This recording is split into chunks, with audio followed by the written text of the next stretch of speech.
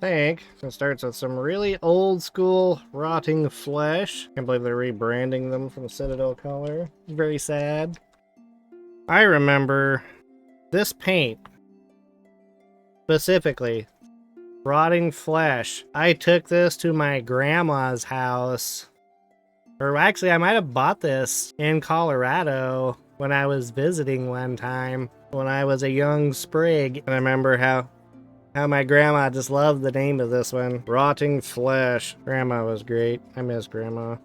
You know, silent generation types that were like creatives, because that was just a really rough generation to grow up in. You know, my grandma was a home ec teacher, and so like her creative outlets were like quilting and stuff like that. You know, stuff that was practical, but it's still, you know, it's a creative process still. So like my grandma could understand my interest in cool paints called rotting flesh. I was always building Legos or building things out of dominoes, or, you know, playing with Warhammer or drawing. That was just my whole youth.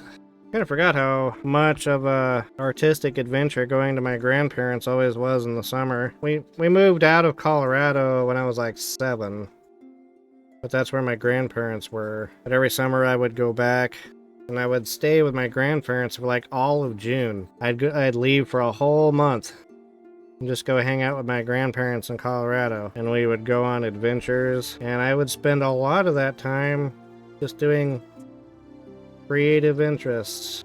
Building things, draw and make like little paper armies, like little, I would draw individual soldiers and cut them out like little standees and have a great battle. I'd have journals for when we went on adventures, and then we'd go on like a week-long adventure during that month of June. Normally we would just go to the family reunion, which was several states away. We'd take a camper, you know, we'd wander around in the woods or the canyons or wherever it was that we were having the reunion at. That was always my favorite thing. My grandpa had been an engineer. My grandparents were old and retired far back as I remember. Because my dad was the youngest and I was the youngest of the grandkids. So I was the youngest of the youngest. My older cousins, twice my age, they were like already adults. So it was just me and my cousin that we always did adventures with, because we're like practically the same age, 2 months older than I am. They were not your typical old people. They didn't really watch TV. They didn't sit around and do nothing. They both lived well into the 90s, getting close to 100s, but they were very busy individuals. So my grandma was always working on stuff, and she had her own little room for crafts. You know, she did blankets and wall hangings and quilts and, you know, baby blankets, sweaters, shirts. She had embroidery machines, you know, all that sort of stuff. You know, Grandpa, like I said, was an engineer, so he had a whole big shed where he did woodworking and metalworking, and, you know, they were just busy people. They didn't have time to be old, and that was a perspective I really appreciated, because I know a lot of my other relatives, even when they just retire, like they just kind of give up living, park on the couch and just wait to get older. They were always ready to go on an adventure. We'd always go on long trips. Like, we would drive in a camper from Colorado all the way up to like the state of Washington during the summer. I remember one of my favorite adventures was going to like the Grand Tetons and Yellowstone National Park up in Wyoming. That was actually pretty funny. You know, we had packed, you know, I had to pack for a whole month when I go to my grandparents' house. You know, and my expectation is, you know, we're going to go to like Oklahoma or Texas or something for the family reunion. It's going to be hot and awful and terrible. And so it's like everything, you know, I pack is like shorts and t-shirts and stuff. And then several people that we and the grandparents really like to go visit at the reunions weren't going to be there one year. We just decided not to go. So we went north instead, Yellowstone National Park, and see Old Faithful, go to the Grand Tetons, Jackson Lake. When we got there in June with my packed shorts and stuff, there was still snow on the ground.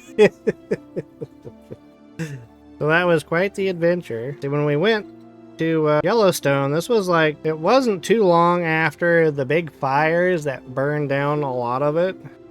So there was big, huge sections of it that was just dead sticks sticking out of hillsides. So Yellowstone was, I guess, disappointing. I mean, it's definitely a core memory, just seeing that much devastation, I guess. You know, I definitely remember Old Faithful, you know, and the geysers and stuff. It's very memorable. But I think as far as one of my favorite destinations ever was going up to the Grand Tetons, which is French for big boobies. But Jackson Lake was really pretty. It was very still. Like I said, there was still snow on the ground. The mountains are beautiful because they're relatively new, so they're like super sharp and pointy. So they look more feral, I guess, than like the mountains in Colorado where I grew up, where the mountains are much more tame looking, I guess, not so stabby. But I remember we just kind of found a parking spot, and then me and my cousin, we would just take off wandering the woods and the hillsides around the lake. Now, we were probably not much older than you. 13 maybe?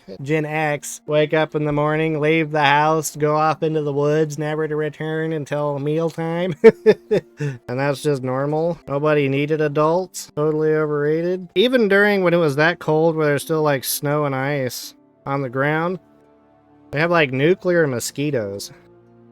Big giant balls of them just floating around the shore. That was kind of horrifying. I'd never seen giant balls of mosquitoes before. Getting chased by balls of mosquitoes. Screaming in the woods. Character building. It was a fear core memory. And that's something I'm really sad about with my own children. You guys didn't get to experience my wonderful grandparents and the life of an adventure.